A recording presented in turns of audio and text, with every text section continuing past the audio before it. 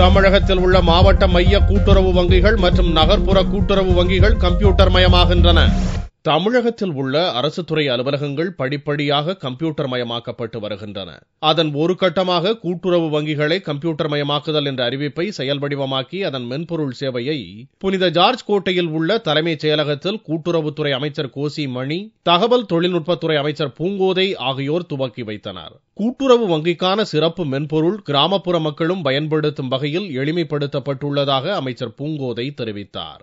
இன்று கூட்டுறவு வங்கிகளுக்கான சிறப்பு மென்பொருளை தகவல் தொழில்நுட்பத்துறை தயாரித்து இதன் வாயிலாக கிராமப்புற மக்களுக்கும் பயன்படுத்தும் வகையில் இந்த திட்டம் பயன்படும் என்பதை மிகுந்த பெருமிதத்தோடு தெரிவித்துக் கொள்ள விரும்புகின்றேன்.